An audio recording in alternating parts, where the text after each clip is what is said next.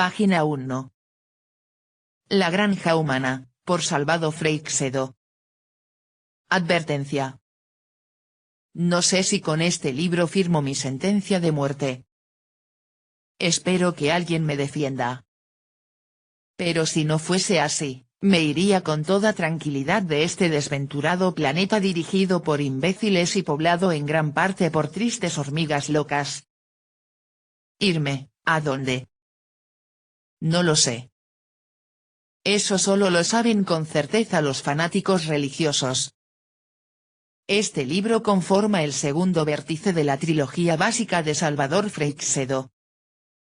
En él, Freixedo estructura una de sus teorías fundamentales: el hombre no es sino un cobaya, y la humanidad es una granja, de la cual se han aprovechado seres más evolucionados que nosotros, tal como nosotros haríamos con nuestras propias granjas de animales.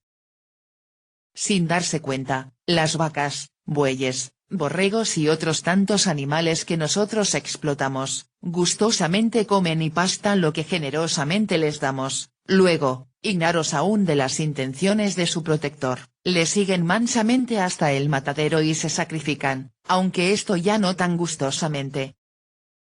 La misma suerte estamos corriendo, según Freixedo, solo que en este caso no sabemos exactamente quién es el pastor.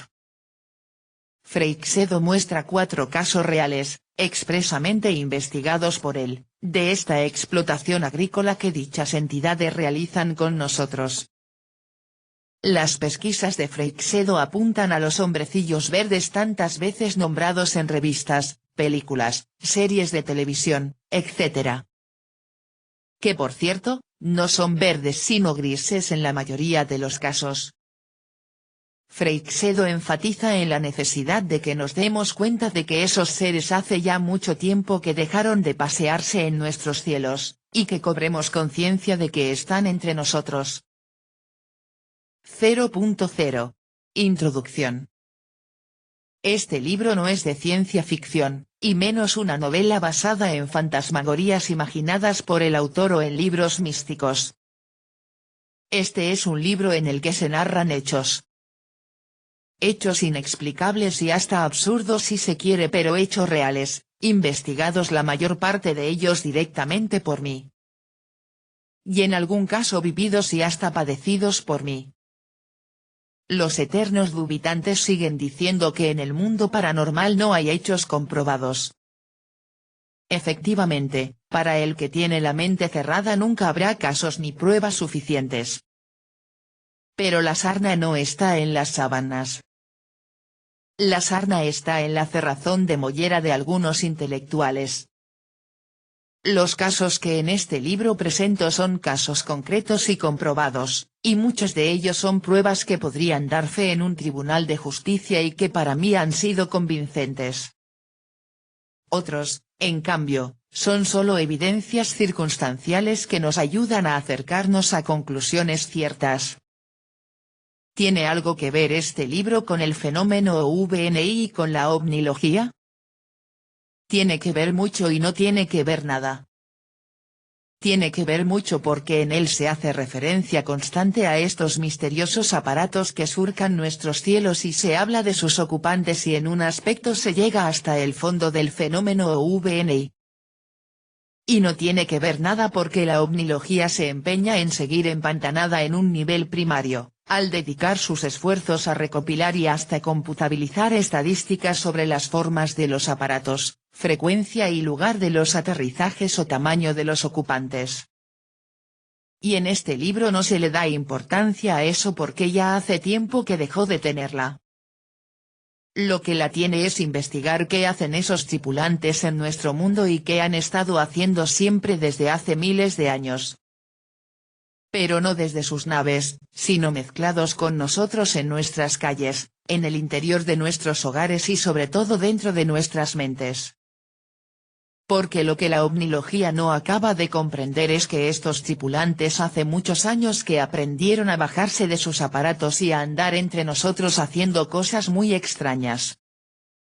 Presentar sus múltiples, disimuladas y variadísimas andanzas en nuestro mundo y, sobre todo, ver cuál debería ser nuestra reacción, es lo que pretendo en este libro. Entre tanto los ufólogos, ¿qué es eso? Seguirán coleccionando casos sin saber qué hacer con ellos y estarán cada día más confusos. Por otra parte, este libro no es para las personas que creen que todo lo inventable ya está inventado ni para las que piensan que la ciencia es capaz de dar solución a todos los misterios del mundo, y que todo aquello a lo que ella no es capaz de encontrar una solución tiene que ser rechazado como absurdo o inexistente.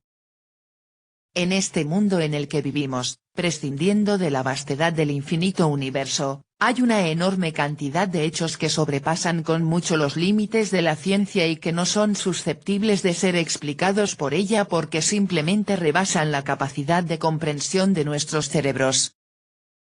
Además, todo el reino del espíritu y el cosmos, al decir de grandes astrónomos y filósofos, da la impresión de ser una gigantesca inteligencia y tiene más de mental o de espiritual que de físico, escapa por completo a los métodos y a los propósitos de nuestra ciencia.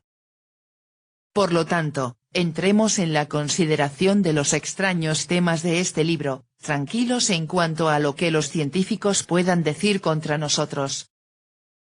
Los científicos primarios, si se dignan atender a lo que decimos, levantarán por un momento su cabeza de la rutinaria tarea con la que se ganan la vida y harán un gesto de desdén hacia nosotros, considerándonos como unos pobres chiflados perseguidores de quimeras o adoradores de mitos.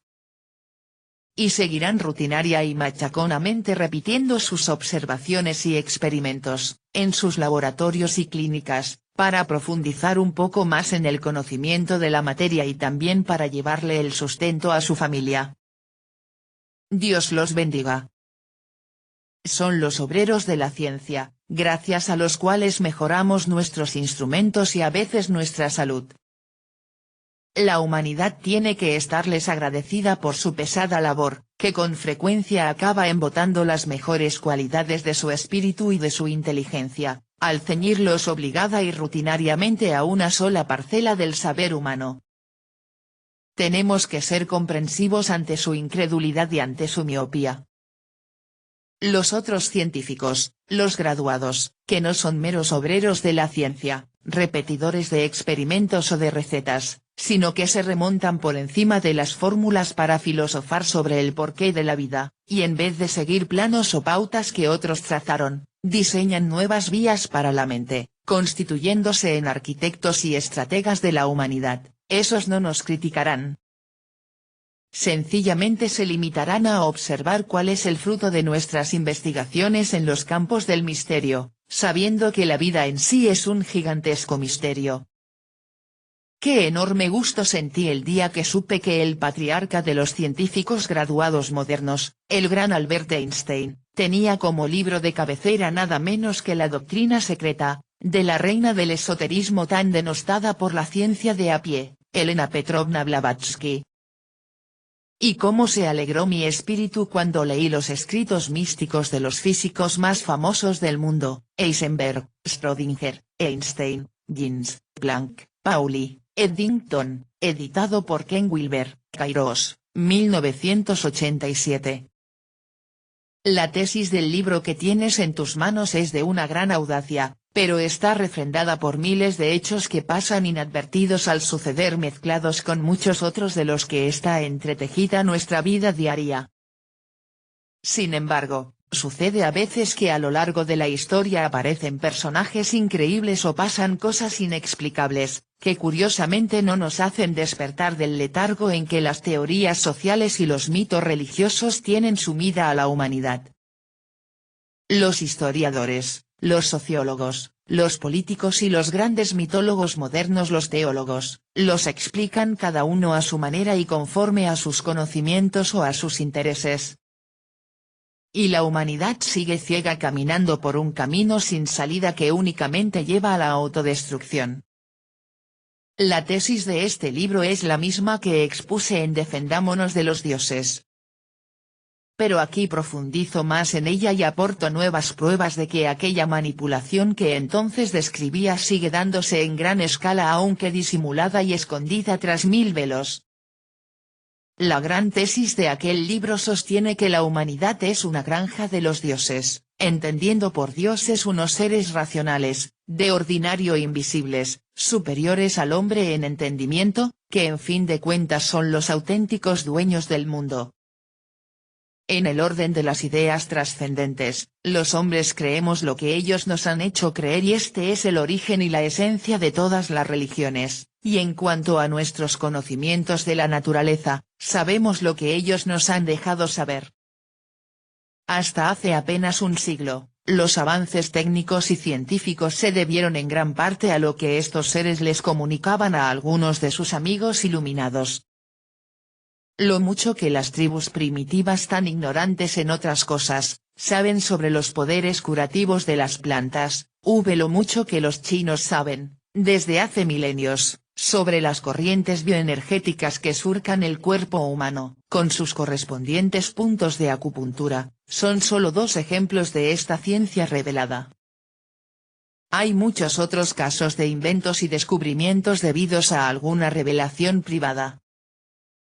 En la actualidad, las cosas han cambiado radicalmente en este particular. La raza humana se ha liberado de muchos tabúes que los dioses le habían hecho creer precisamente para que no avanzase, y desentraña por sí misma los secretos de la materia y de la naturaleza. Una circunstancia importante, que hay que tener en cuenta en esta tesis, es que estos misteriosos seres que nos dominan desde las sombras no son buenos ni malos de por sí, simplemente nos usan, al igual que nosotros usamos a los animales. A estos, aunque los cacemos y aunque organicemos espectáculos con ellos, no los odiamos, simplemente los usamos para lo que nos conviene. Si ese uso conlleva un buen trato, animales domésticos, por ejemplo, los tratamos bien, pero si ese uso conlleva un mal trato, animales sacrificados para nuestro alimento, los matamos sin remordimiento alguno. Lo mismo hacen con nosotros esos seres que dominan el mundo y la raza humana. La gran deducción que de esto se puede sacar es que los hombres no somos los reyes del mundo, tal como habíamos creído, ni somos la más excelsa de las criaturas de Dios, ni estamos en vísperas de abrazarnos eternamente con Él si nuestras obras han sido buenas durante nuestra permanencia en este planeta. Todas estas son infantilidades con las que estos seres han nutrido nuestro ego para que siguiésemos ajenos a la gran realidad de que somos sus esclavos. Los verdaderos dueños del mundo son ellos y nosotros solo hacemos lo que a ellos les conviene, para lo cual han inventado unas formidables estrategias que describo detalladamente en el libro al que hice referencia. Y como no quiero repetir lo ya escrito, únicamente dejaré claro, por considerarlo de gran importancia para la recta concepción de esta nueva manera de entender el mundo, que no todos estos seres son iguales. La diversidad entre ellos es enorme y mucho mayor de la que se da entre los humanos. Si entre estos nos encontramos con blancos y negros, altos y bajos, europeos y asiáticos, varones y hembras, etc., etc., entre los dioses las variedades son muchísimo mayores, ya que nuestras diferencias solo atañen a cualidades externas y no esenciales puesto que todos somos seres humanos pertenecientes a la misma especie, mientras que las de ellos se extienden a la esencia misma de sus personas. Muchos de ellos son radicalmente diferentes entre sí y lo único que tienen en común es el ser inteligentes, aunque en esto mismo tenemos que decir que muchos aspectos de su inteligencia se escapan a nuestra comprensión. Ciertas especies de dioses dan la impresión de ser benévolos para los humanos o por lo menos para algunos individuos, mientras que otros actúan de una manera muy negativa o, cuando menos, peligrosa e ilógica. ¿En qué nos basamos para decir esto? En hechos. En miles de hechos que están ahí desde remotos tiempos, conocidos en todas las culturas, escritos en todas las literaturas y presentes en nuestros mismos días en las vidas de innumerables conciudadanos cuyos testimonios no podemos ignorar. el que la ciencia oficial no tenga explicación para ellos o los poderes constituidos prefieran ignorarlos por razones políticas, no obsta para que los hechos sigan esperando y exigiendo una explicación racional, sea la que fuere y venga de donde viniere. Esto es lo que intentamos hacer en este libro, sabiendo que nos exponemos al ludibrio de los que todo lo saben y de los que todo lo pueden. De nuevo, Dios los bendiga. La vida es un sueño. Y ellos también sueñan con sus adelantos técnicos, con sus dogmas y con sus poderes políticos. Y como todo soñador, también tienen pesadillas con bombas de neutrinos, con guerras de las galaxias, con infiernos eternos, y con ríos y bosques envenenados por los residuos químicos de sus fábricas. Nuestros esfuerzos por descifrar tantos misterios de la vida no son menos válidos que los suyos. Por lo tanto tenemos el mismo derecho que ellos a usar nuestra cabeza para descubrir el porqué de algo que por siglos lleva inquietando la mente de los hombres. Seguramente que las autoridades religiosas se juntarán al coro de los que nos denigran. Pero no se puede tirar piedras al tejado ajeno cuando se tiene el propio de cristal. Los jerarcas cristianos tienen su credo lleno de ángeles y demonios, que en nada se distinguen de los dioses y de las entidades a que aquí nos referimos. La única diferencia es que sus ángeles y demonios ven limitadas sus actividades al tinglado dogmático del cristianismo, mientras que nuestros dioses actúan libremente en el planeta, con todos los seres humanos, sean o no cristianos. No solo eso, sino que el pretendido Dios del cristianismo, que manipulaba al pueblo hebreo desde una nube, es según nuestra tesis uno más de estos entes misteriosos que desde siempre han dominado a los humanos. San Pablo llama repetidamente a estos seres, los señores del mundo, y tenía muy mala idea de ellos. En su epístola a los Efesios escribió el famoso pasaje tan confuso como esclarecedor: nuestra lucha no es contra la carne ni contra la sangre, sino contra los principados, contra las potestades, contra los dominadores de este mundo tenebroso, contra los espíritus del mal que están en las alturas. Ef. 6,12. A estos mismos espíritus del mal que están en las alturas es a los que nosotros nos referimos con el muy genérico nombre de ellos. Al final del libro hago una recopilación de todas sus cualidades, que iremos viendo aflorar diseminadas en los casos que presento. De estos, la mayor parte fueron investigados directamente por mí y han sido seleccionados entre una gran cantidad de hechos inexplicables, de los que más o menos de cerca me ha tocado ser testigo. Alguno de ellos ha marcado mi vida de manera indeleble y en mi ser llevo las profundas cicatrices que me ha dejado el haberme visto envuelto en él. Y precisamente debido a esta manipulación de que estamos hablando, muy probablemente me iré a la tumba sin que pueda dar a conocer todos sus íntimos detalles. He de advertirle al lector que en varios de los casos cambio la ubicación de los hechos y los nombres de los protagonistas por habérmelo así pedido ellos. En otros me he visto obligado a distorsionar algo el propio hecho para no traicionar la identidad de los individuos que, de narrar el hecho tal como sucedió exactamente, serían identificados fácilmente por sus parientes o vecinos. Pero la esencia y la paranormalidad de los hechos y sobre todo su realidad, no sufren nada con estas pequeñas distorsiones. Página 9.